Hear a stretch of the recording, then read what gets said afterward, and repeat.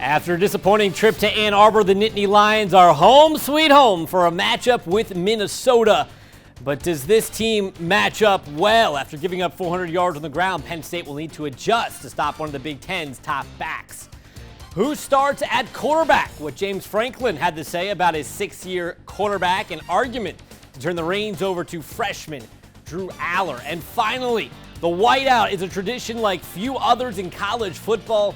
Ryan Risky dives into its origin story. To paraphrase Rihanna, it's fast cars and shooting stars, all the lights, under the lights. Tonight at Beaver Stadium, it's Nittany Nation Game Day, Whiteout Edition. Let's go.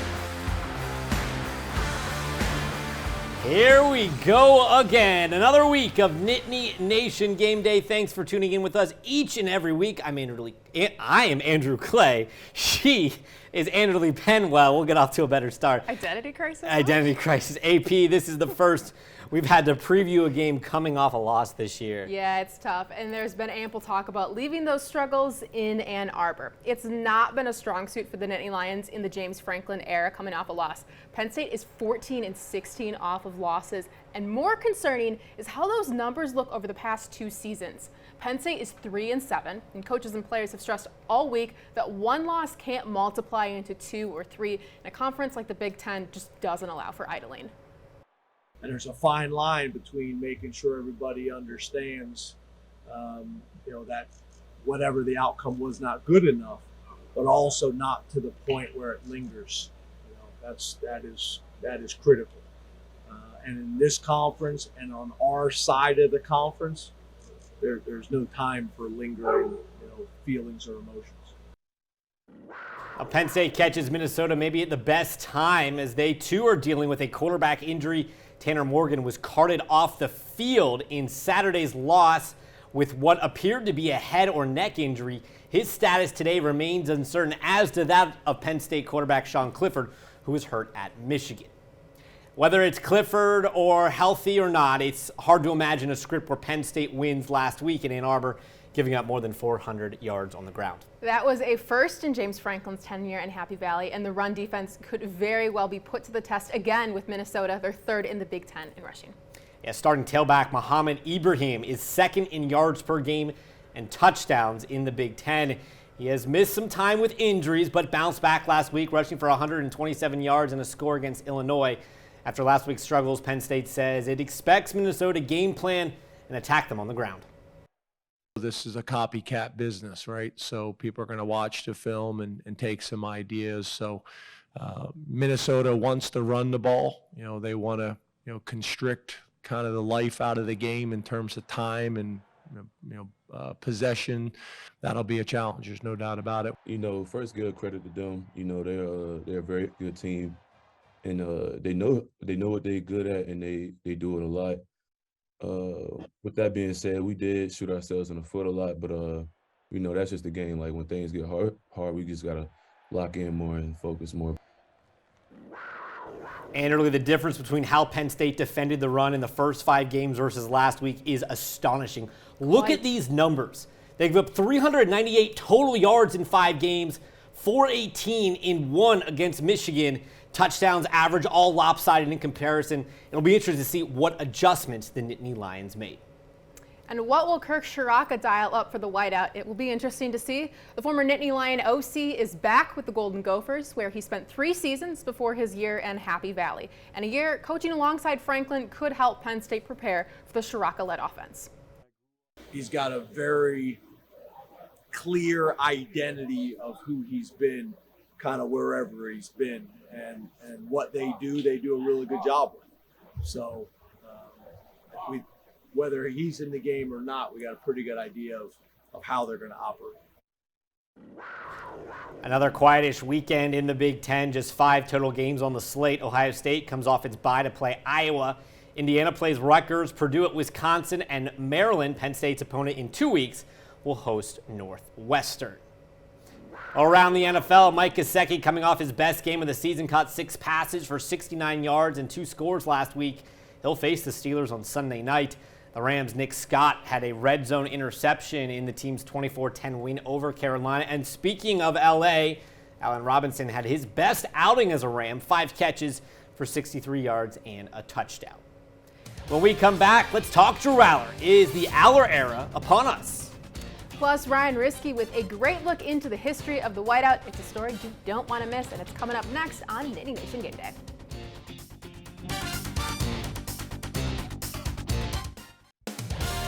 You're watching Nittany Nation Game Day.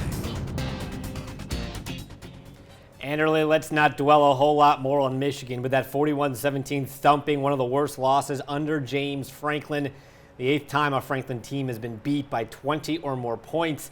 Those 418 yards rushing allowed, the most since Ohio State ran for 408 way back in 2013.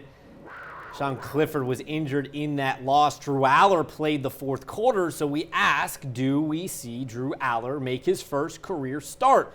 There are certainly fans who want to see it. We did see Sean Clifford practicing on Wednesday, but he is healthy enough to go? Is that the real question there? James Franklin did allude to the fact this week that if Clifford is healthy, he will play. Sean has earned the right to be on the field. That doesn't mean that Drew hasn't done some good things, and we'd love to get him an opportunity and continue to grow him and to continue to develop him for his future, no doubt about it. Calls for Drew Aller have been heard since week 2 from the student section, and right now the argument is simple. Sean Clifford has been inconsistent, and Drew Aller is a 5-star prospect. And at some point, Aller will be the starter, right? Whether it's this year or next year, the question is why not today? Especially if Clifford isn't 100%. I can't imagine you'd consider starting Aller during the Ohio State week unless Clifford is a complete no-go. Yeah, I can't imagine that would be his first career start either. I think that is a fair point and complicating factor. Now, it's not that Aller hasn't played or played well so far this year. He's been in 5 of 6 games. He's completing about 60% of his passes and has a couple touchdowns. This could be a real opportunity to ease him in, and Penn State wouldn't necessarily create a QB controversy with Clifford being injured.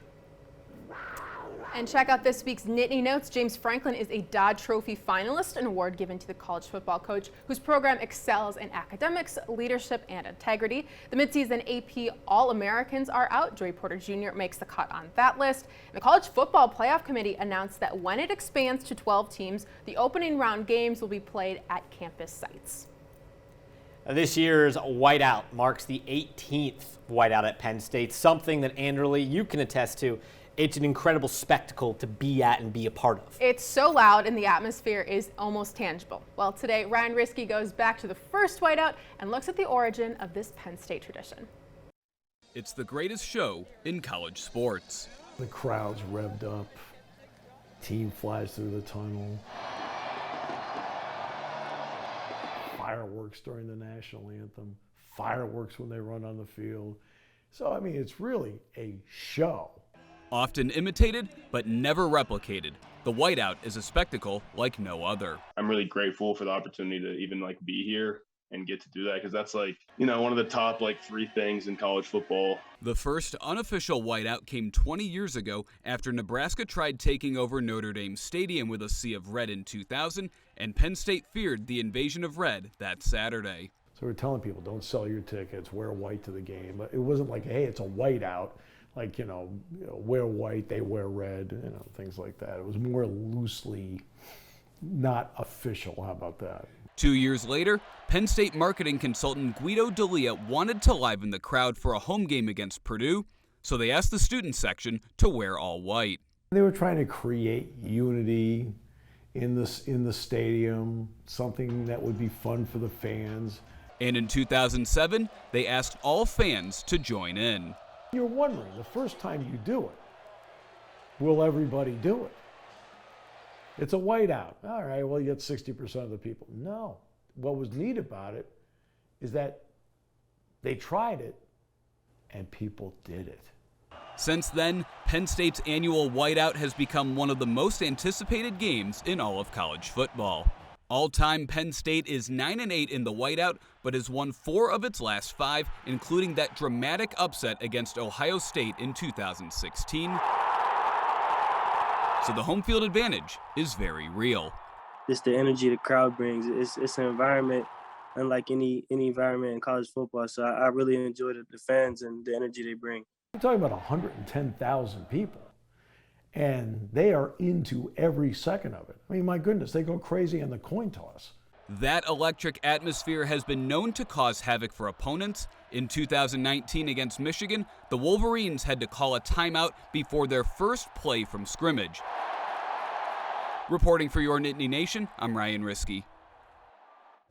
I look forward to being under the lights again tonight. When we come back, it is time to go one-on-one with Neil Riddell to preview today's game. But first, Joe Murgo has your game day forecast. Joe? Hey guys, the weather is going to cooperate for the whiteout at Beaver Stadium this Saturday. Now it's a night game in October, so it will cool off.